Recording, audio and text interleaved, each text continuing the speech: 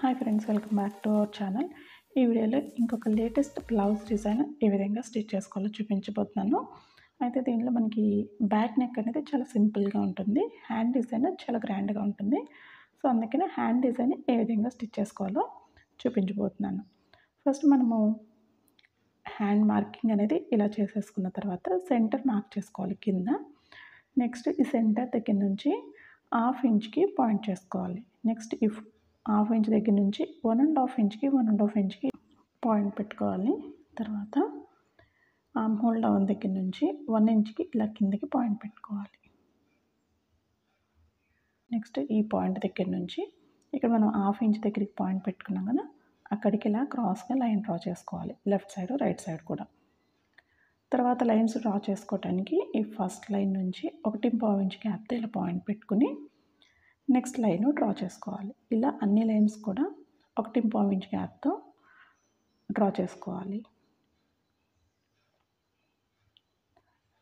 తర్వాత ఈ లైన్స్ పైన మనము క్లిప్ స్టోన్స్ని అతికించుకోవడానికి 1 ఇంచ్ లేదంటే 3/4 ఇంచ్ గ్యాప్తో ఇట్లా పాయింట్స్ అనేవి పెట్టుకోవాలి.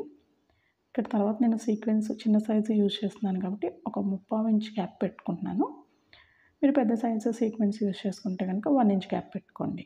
తర్వాత ఇప్పుడు మనం ఎక్కడెక్కడైతే పాయింట్స్ పెట్టుకున్నామో పాయింట్స్ పైన ఫ్యాబ్రిక్ గ్లూ పెట్టేసేసి స్క్వేర్ షేప్ క్లిప్ స్టోన్స్ని ఇట్లాగా స్క్వేర్ షేప్లో కాకుండా ఇలా క్రాస్గా అతికించుకోవాలి.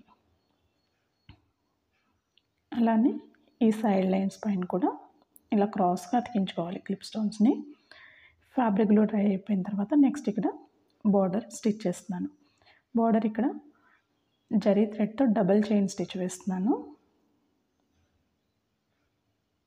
సింపుల్ బార్డర్ అండి, జస్ట్ జరీ థ్రెడ్తో ఒకసారి డబల్ చైన్ స్టిచ్ వేసేసుకుని తర్వాత ఒక లైను షుగర్ బీడ్స్ని స్టిచ్ చేస్తున్నాను. నెక్స్ట్ ఒక లైను షుగర్ బీడ్స్ని స్టిచ్ చేసుకోవాలి. Simple border. ఇదే బార్డర్ మనకి బ్యాక్ నెక్కి అలాగే ఫ్రంట్ నెక్ కూడా వస్తుంది. ఈ సేమ్ బార్డర్ స్టిచ్ చేసుకుని తర్వాత ఇక్కడ లైన్స్లో స్టిచ్ చేస్తున్నాం కదా, ఆ స్టిచ్ బ్యాక్ నెక్కి ఫ్రంట్ నెక్కి చుట్టూతా స్టిచ్ చేసుకోవాలి. తర్వాత ఇక్కడ క్లిప్ స్టోన్స్ దగ్గర స్టిచ్ చేసుకోవటానికి ఒక కట్ బీడు, ఒక షుగర్ బీడు, ఒక సీక్వెన్స్ తీసుకుని ఇలా ఒక చైన్ తీసుకుని ఆ చైన్కి కట్ బీడు, షుగర్ బీడు, సీక్వెన్స్ వేసుకుని దానిపైన ఒక స్మాల్ చైన్ వేసుకుని నాట్ వేసుకోవాలి. అట్లానే ఇటు కూడా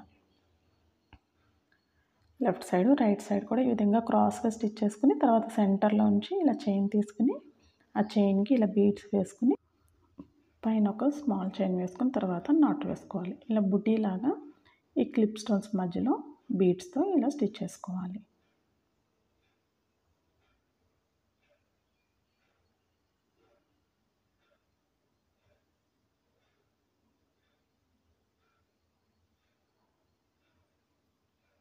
ఇలానే పైన క్లిప్ స్టోన్ దగ్గర నుంచి కూడా ఇదే విధంగా స్టిచ్ చేసుకోవాలి బీడ్స్తో.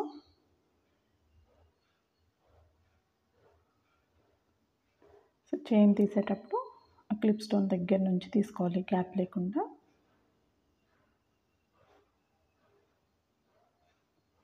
సో ఇప్పుడు ఇది చాలా ట్రెండింగ్లో ఉన్న డిజైన్ అండి.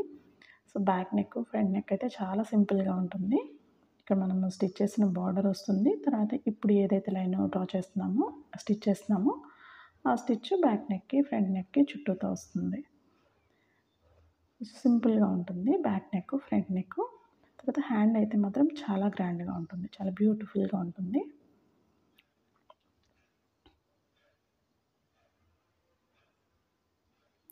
సో ఇట్లా అన్ని లైన్స్ని కూడా ఇదే విధంగా స్టిచ్ చేసేసుకోవాలి. సో నేను ఇక్కడ క్లిప్ స్టోన్కి మధ్యలో గ్యాపు 3/4 ఇంచ్ పెట్టుకున్నాను కదా, ఇక్కడ నేను చిన్న సైజు సీక్వెన్స్ పెట్టుకున్నాను కాబట్టి గ్యాప్ సరిపోయింది. మీరు ఒకవేళ కొంచెం పెద్ద సైజు సీక్వెన్స్ తీసుకుంటే కనుక ఈ క్లిప్ స్టోన్స్ మధ్యలో గ్యాపు 1 ఇంచ్ పెట్టుకోండి.